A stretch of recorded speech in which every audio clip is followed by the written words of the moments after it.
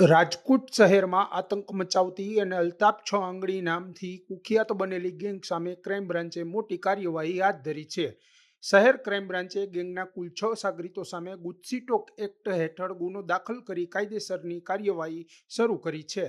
Police તપાસમાં સામે આવ્યું છે કે વર્ષ 2016થી લઈને 2026 દરમિયાન આ ગેંગ દ્વારા રાજકોટ શહેર અને આસપાસના વિસ્તારોમાં હત્યાના પ્રયાસ, લૂંટ, મારામારી, દારૂ, હથિયાર સહિતના ગંભીર ગુનાઓને અંજામ આપવામાં આવ્યો હતો. સમગ્ર મામલે રાજકોટ શહેર ક્રાઇમ ડીસીપી જગદીશ બાંગરવા દ્વારા પત્રકાર પરિષદ યોજવામાં આવી છે. રાજકોટ શહેરમાં સંગઠિત ગુના આચરતા અપરાધિક તત્વો વિરુદ્ધ એમને નિયંત્રણમાં લેવા માટે માનનીય સીપી સર બ્રિજેશકુમાર દાસર અને અધિક પોલીસ કમિશનર શ્રી ચૈતન્ય મલિક સર દ્વારા રાજકોટ શહેર ક્રાઇમ બ્રાન્ચને સૂચના આપવામાં આવી હતી. આ સૂચના અન્વયે ક્રાઇમ એસીપી શ્રી ભરત બસિયા સાહેબ, પીઆઈ શ્રી ગોંડિયા સાહેબ, પીઆઈ શ્રી ડામોર સાહેબ, પીઆઈ શ્રી જાદવ સાહેબ અને પીએસઆઈ શ્રી સીબી જાડેજા સાહેબ દ્વારા મહેનત કરી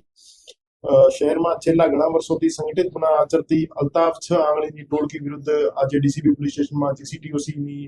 યોગ્ય કર્મો હેઠળ એક ગુનો દાખલ કરવામાં આવેલ છે. આ ટોળકીમાં 6 સભ્યો વિરુદ્ધ 2016 થી 2026 સુધી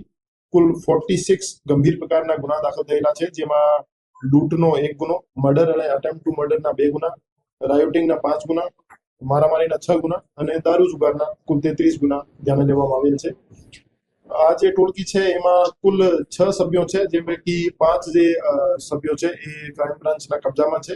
અને એ જે 5 સભ્યોને જેને હસ્તગત કરવામાં આવેલ છે એના નામ છે તોસીફ ઉર્ફે બાબુ રહેવાસી જંગલેશ્વર,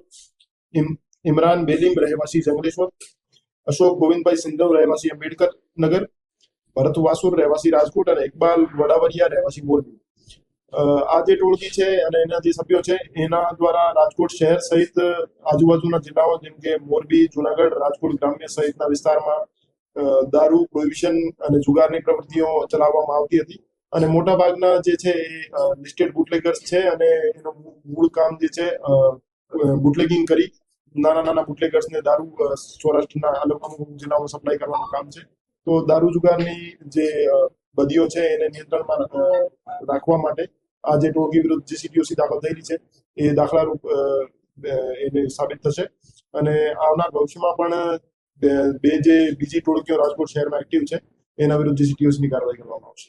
અલ્તાફ છ આંગળી નામનો આરોપી જે છે એ ફરાર છે. એના વિરુદ્ધ મોટાભાગના પ્રોહિબિશનના ગુના દાખલ થયેલા છે અને અત્યારે પણ પીસીબી અને એક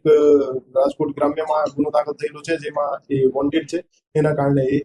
અત્યારે અમારી પકડથી બહાર છે, પણ એને ઝડપથી અટક કરવામાં આવશે. સાહેબ, સૌરાષ્ટ્રના સૌથી મોટા બુટલેગરો મોટાભાગના જે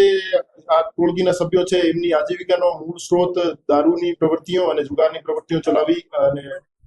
પ્રોપર્ટી ઊભી કરી એમને કિરાયા ઉપર આપવાનું કામ હતું અને